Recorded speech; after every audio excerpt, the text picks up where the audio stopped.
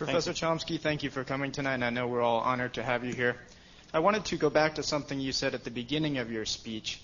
You mentioned this silent genocide that you blame America for, or will blame America in the coming weeks. I know that you don't believe that America put these Afghan people on the brink of starvation in the first place. You may ascribe that to the world economy. There are many reasons why these people were on the brink of starvation in the first place. So certainly you don't blame America for putting them in the position. Second of all, I thought it was conspicuously absent from your discussion any mention of blaming the Taliban, which could end this genocide that you mentioned by simply turning over Osama bin Laden to an international court. They could end it immediately, and that was conspicuously absent from your discussion. Also, you also mentioned, by analogy, you said that if there were a madman who were down the street, it would be wrong for us to turn assault rifles on our neighbors and to shoot everyone without knowing where he is. I suggest that your analogy is perhaps flawed, and I'd like to pose another one if you'd humor me. Instead of a madman, a killer, being down the street, who knows where, we know exactly where he is. Let's say he's taken over a large mansion. We don't know which room he's in, but the family that lives there has said that they will take up arms and oppose law enforcement from entering the home to obtain this known criminal. Now, how would the government react to a home in this situation? They might cut the power, they might cut the gas, they would probably cut the water. Perhaps they would threaten that if these persons were to aid and abet the criminals and prevent law enforcement from entering the home to take them into incarceration, perhaps, in fact, violent means would be threatened against these people. How do you respond to this hypothetical? And also, my own hypothetical, it's dealing with a house. It's not a country, it's not a sovereign nation. All hypotheticals and analogies are flawed in this way. And so we're dealing here with a serious problem. 6,000 people are dead. If we turn to economic retaliation, if we turn to economic sanctions, certainly the poor Afghan people will be hurt first and foremost by economic sanctions. So I know you're opposed to that.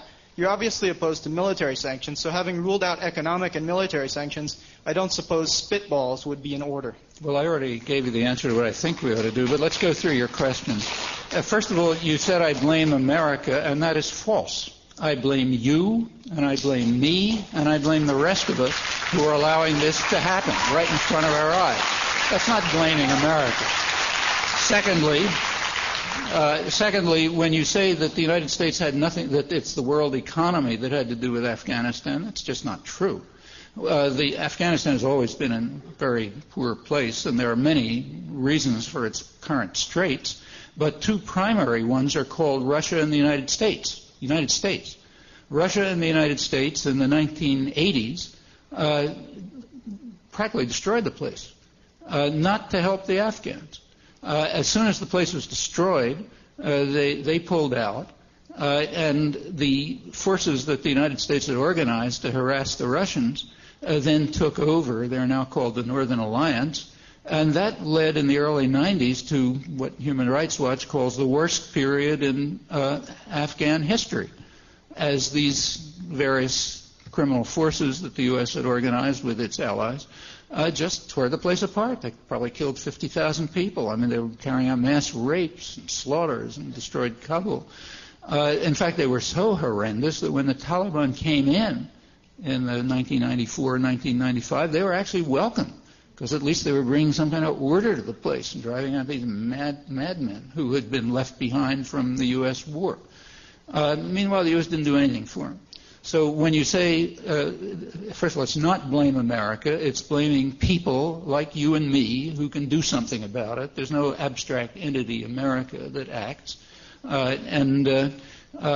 had a lot to do with this, quite a lot to do with it. There are plenty of other forces, too. You say the Taliban could solve the problem by just handing him over to the Taliban could solve a lot of problems by disappearing. I'm sure. I've been strongly in favor of that for a long time. However, I have no way of making them disappear. See, like, suppose we were in Russia in the 1980s. Somebody could have and some dissident was criticizing the Russian invasion. Well, a commissar could have stood up and said, "Look, why are you criticizing the Russian invasion? Why aren't you criticizing what the Afghans are doing to each other?" That's a standard commissar line. We know what to think about it. You and I are responsible for what you and I can do and what we do. We have no moral responsibility for what other people do that we can't affect. We may hate it, but we can't do anything about it. Like we could have a debate, a discussion right now about the crimes of Genghis Khan, and we might be correct about it. It would have no moral value whatsoever. It might have some historical value. Same with the crimes that are going on in Sri Lanka. Can't think of anything to do about them, fine, then have an academic seminar, but don't think it has any moral value. When you tell me what the Taliban can do, it's exactly the same. The moral value of that is zero. Yeah, they could do a lot of things. For example, one thing they could do is what you said, turn him over to a third party. Oh, the problem with that is the U.S. has refused to allow it. Now, are they serious in that offer that's been going on for a couple of weeks? Well, we don't know. Because every time the offer is made, George Bush stands up and says, we're not going to talk to you. We're not going to negotiate with you. We don't want them turned over. It has nothing to do with how rotten the Taliban are. Yeah, they're rotten. A lot of rotten things in the world. We should be, if we're serious, we should be concerned with what we do and what we can do. If there's an elementary moral truism, that's it. People don't understand that. They're just not in the moral universe. What about your analogy? So let's say there's a killer in a house, and incidentally, nobody knows where he is. First of all, they don't even know that he's the person. Notice they don't have any evidence against him. I mean, there's evidence that his networks are in the background. Yeah, that's almost certainly true, although no evidence is presented. Like I said, it's prima facie plausible. But they don't know that it's him. He may be telling the truth when he says he wasn't involved, and there's some reason to believe it. In fact, a good deal of the foreign press and commentators believe it, because it just doesn't seem credible that he could have carried it out or initiated it. So they don't know that he's the perpetrator, and they don't know where he is. They haven't a clue where he is. So let's pick your house analogy, if you like. You say that there are people there who are going to defend him. Are those the 7 to 8 million Afghans who we're trying to starve to death? Are they defending him? No, they're his victims. They're not defending him. The people we're killing are innocent Afghans, not people who are defending Osama bin Laden. They're the victims of the Taliban. They're the ones we're attacking. The analogy you made is an interesting case, and you could talk about it in some seminar. It's got nothing to do with this.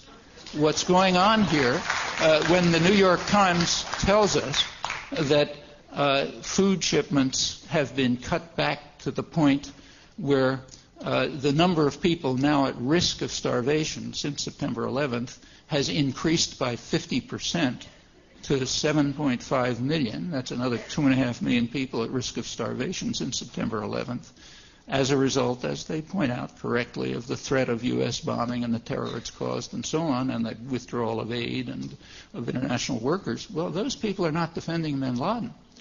Those are perfectly innocent civilians who have nothing to do with it, except that they're victims of the Taliban, who we, meaning you and I, not some abstract entity, are consciously acting to murder. Okay? If we can't face that, we have no right talking about this problem.